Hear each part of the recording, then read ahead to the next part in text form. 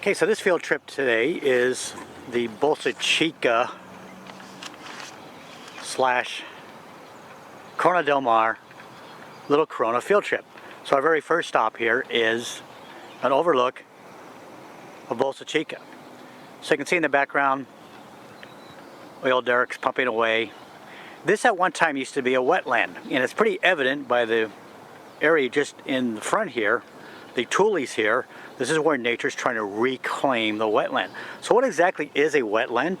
Well, it's an area where oceanic water and water runoff from the ocean, so fresh water and salt water mix. Very important breeding grounds for birds, especially migratory birds, and a very rare feature in California because most of our coastline, as you'll see in our next stop, is dominated by sea cliffs. So this area has been subject to some extensional tectonics by the Newport Inglewood Fault. So question number one in our field trip guide: the geological structure where oil is found is an anticline. So this is a gigantic anticline that has been downdropped and formed into a basin by the Newport Inglewood Fault. And so you can see the hills around us are slightly uplifted, and these are upfolded rocks that form anticlines. And as an anticlinal folds is where you find oil. So the three requirements for oil are: one, some type of a reservoir rock. That means a rock that can store the oil. In this case, very porous sandstone. Number two, a source rock. That would be a rock that's extremely rich in organic material, dead plant material, those sorts of things. And then third, a structure. The geological structure in this case is an upfolded sequence of sedimentary rocks, and we call that an anticline. So number two, name the geological fault. So it runs out to the Pacific Coast Highway. It's kind of obscured right now because of the early morning fog. But there's a fault that goes right along the Pacific Coast Highway called the Newport Inglewood Fault. This is a strike-slip fault, very similar to that of the San Andreas Fault. So that's the name of the fault. The general topography of this area is an area that has been extended. It's been stretched. So this is what we call extensional tectonics. This basin has been downdropped, very rare in California because most of our coastline, as you'll see in stop number two, is dominated by sea cliffs. So the general topographic setting of this area, question number three, is basically it is a basin. And how was that basin formed? Question number four, by faulting. By the Newport Inglewood Fault stretching the landscape, and as you stretch landscapes you create a bunch of normal faults and you drop down the topography. So number five, are there major streets that follow this fault? Certainly the Coast Highway, Pacific Coast Highway number one. And so are these faults visible? No, they're not. They're basically covered up because they haven't moved in a long time in this particular area, but they are underneath the sediment. Are any of these faults in Huntington Beach? Well, actually the Newport Inglewood Fault continues south along the Pacific Coast Highway, and it goes right underneath the pier. There's also a couple branches of the Newport Inglewood Fault. One of them follows a street in Huntington Beach called Palm Avenue. Not visible. And so that's the general setting here. This area is kind of a tug-of-war between various interests. Environmental groups would like to see the land preserved back into a wetland. This originally was a wetland. So the history is that it was first used as a gun club. They actually blocked the tide entrance. There was an inlet, which has since then been reopened. They blocked that, and there was actually a shooting range where people would come out and shoot ducks and birds. Then oil was discovered here, and so most of this has now been drained. There are levees that block the water. The inlet from the Pacific Ocean into this area was originally completely dammed up, has been since then reopened, and so the long-term plan for this is when the oil interests are done, to return this into a wetland. But there are still competing interests because it's very valuable land. You can see some houses in the background. Developers would like nothing more than to build very expensive homes that have the ocean view. Naturalists would like to see it return to a combination of recreation and natural habitat. But that's going to be a long time coming. So the Bolsa Chica wetland is just a small portion of a once vast wetland that has basically been fragmented and converted into dry land to accommodate the production of oil. So our next stop will be in Cornell Del Mar, and we'll be at the Cornell Del Mar, the state beach there. Actually, it's run by the city of Newport Beach, and it's called Little Corona Tide Pool, and we'll look at some interesting things in that area.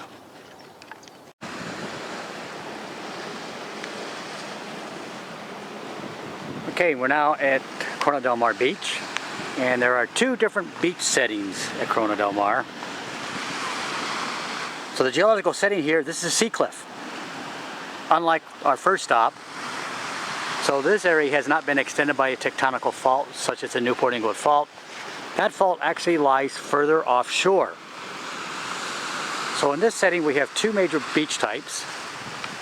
We have the rocky shore, which is in the distance, and the sandy beach. Of those two beaches, the rocky shore is the one that has life, and that's the one we're going to visit. Now off to the distance there's a house with red brick in it. Right below that house with the red brick is a sea cave. That sea cave is actively today being cut by wave cut erosion, and we're going to actually stop and look at that. Just to go back a little bit to answer a question that number 6. As we left Newport Beach, and I did not film this or stop, there's a bridge between Newport Beach and Cornell Del Mar. That water inlet leads to the Back Bay, and that was actually formed by a branch of the Newport Inglewood fault, a major branch of it. And that's a very tectonically active area, and the potential for earthquakes is very high there. So next we're going to go down to the beach, and we're going to look at the sea cliffs and some of the structures. So I'm going to pan around a little bit,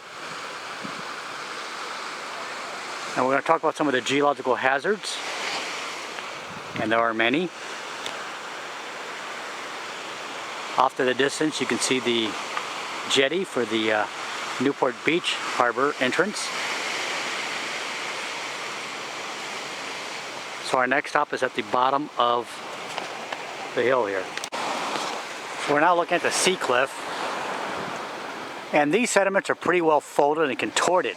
In fact, near the top there's a fold called an anticline, and then there's a downfold right below that we call a syncline. So we have anticline folds, upfolded rocks, and syncline folds, which are downfolds. This type of structure exists due to compression. So this is tectonic plates coming together. That's when the microcontinent collided with California coastline. That was Rodney. And there's a lot of geological hazards in this area. So look at that fence. That fence that sticks out wasn't built that way. So the sea cliff at one time extended outward, and it has been cut by active wave cut erosion. In fact, there's a sign warning that this area is subject to landslides. So at high tide, the waves cut all the way up to those shrubs. And so this is an active eroding surface. So here's a neat little upfold section of rock. And then one of the questions I asked, what is the attitude of the beds? So number 8, what is the attitude of the rock? So here, everything's pretty much horizontal and flat. But now as I pan over to a different part of the cliff, we're going to see something completely different. And we're going to see that the beds over there are tilted. So there's basically two attitudes. One is that the rocks are horizontal and flat, and in other areas they're tilted, almost at a 45-degree angle. So this is a good example of bedding that is tilted.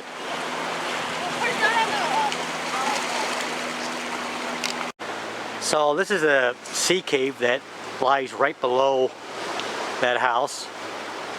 So right now we're experiencing a low tide condition, which is why we're here. But during high tide, the waves actually come up and they're cutting directly into the side of this cliff here, which is forming the sea cave. And if you look right above the cliff here,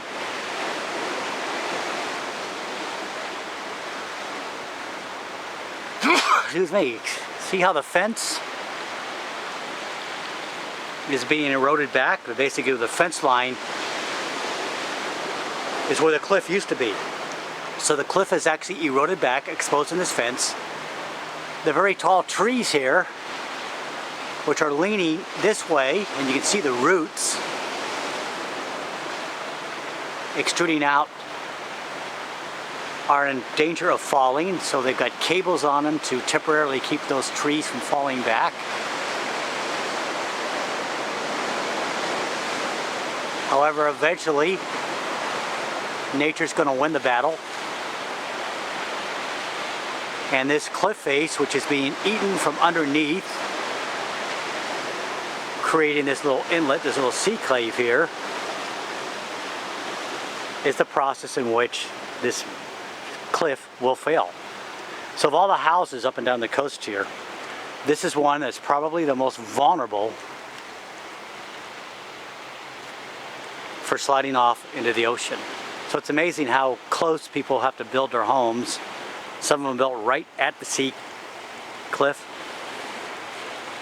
And this area has very little protection from wave cut erosion. And eventually some of these homes will fail. So now let's look at the splash zone and the tide pools. So tide has definitely gone out since I've gotten here, exposing a lot of the different levels of the splash zone community. And that'll be our next and last look. The biological community that we're looking at is referred to as the splash zone. And there are three layers, or three zones of the splash zone. One is the nearest, it's called near shore. There's a mid area, and then there's the stage 3, which we're not going to get to today because of the waves are still coming in. And that's what we call the distal,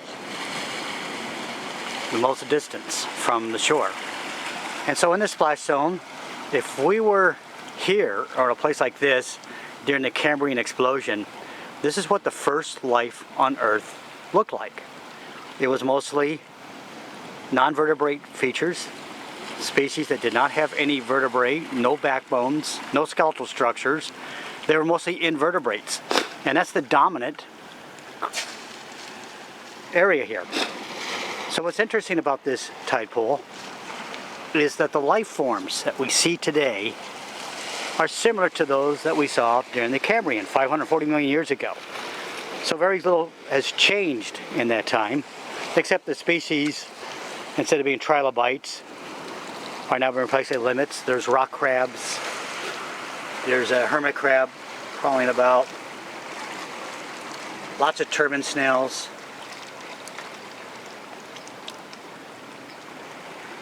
There's another hermit crab.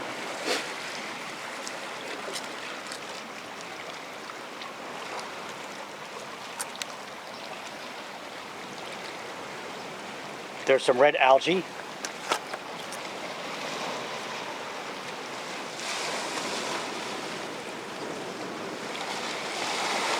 The common kelp beds that are out in the ocean are sargasso and feather boa. We occasionally will see them.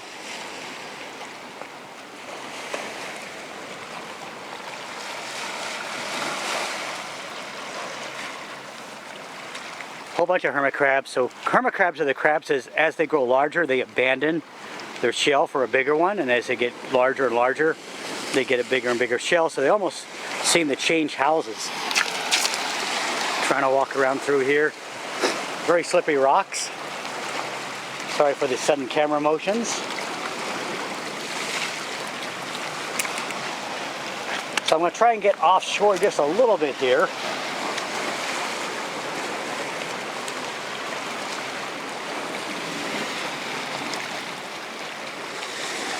There's some seagrass. Occasionally I've been out here and I've seen octopus, sea slugs, another slippy rock. So here is a whole cluster of the red algae with a lot of hermit crabs.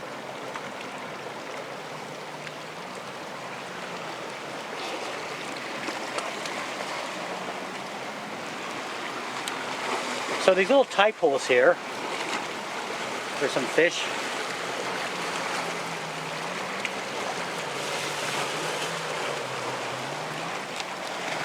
Are basically where Charles Darwin had the idea that life started first.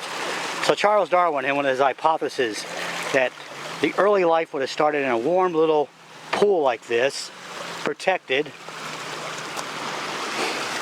And a lot of what Charles Darwin said over scientific investigations have held up. So his hypothesis definitely held up.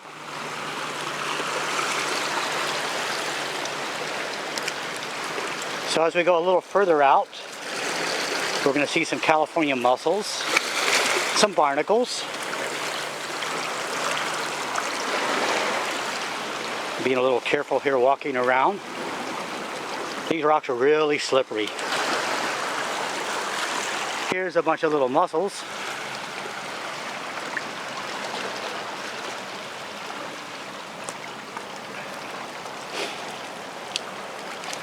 More mussels.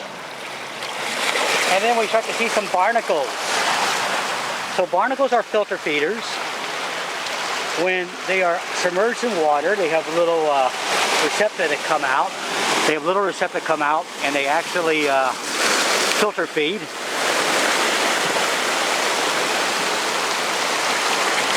I'm looking to see if I can find a sea urchin or even an anemone.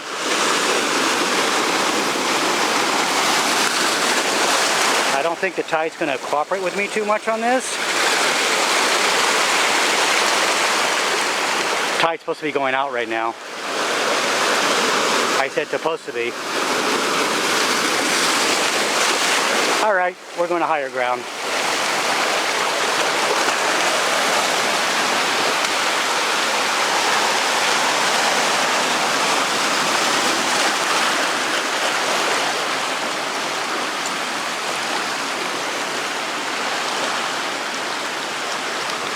Lots of barnacles.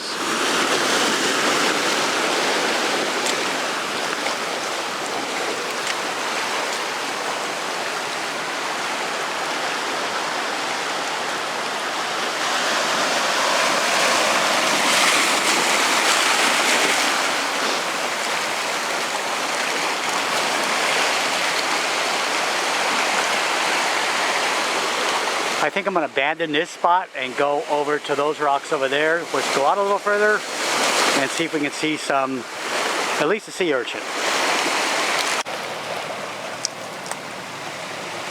So here's a really good shot of a sea anemone.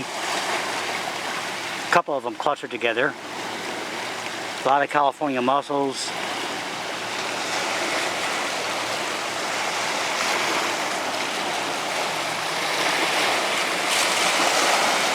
A lot of barnacles, and the black things are the California mussels, which people actually do consume.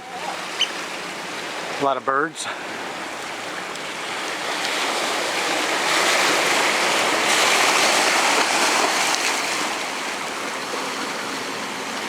And I'm searching for a sea slug. Generally I find them out here, but not today.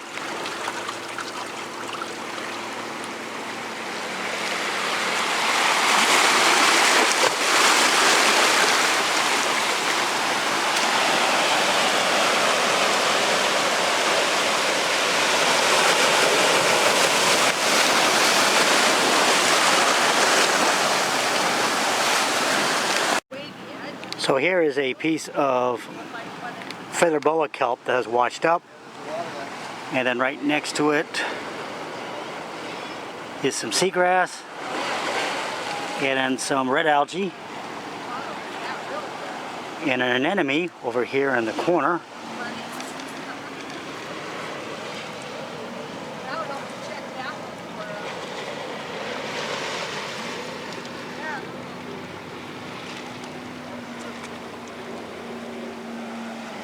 So just to recap the organisms that we saw: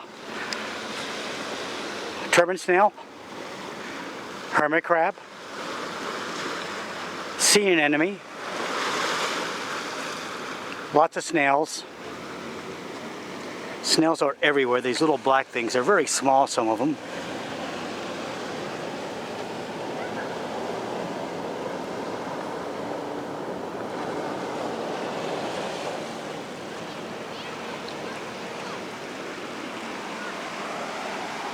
We saw some small fish, barnacles, California mussels. We saw all three levels of the splash zone.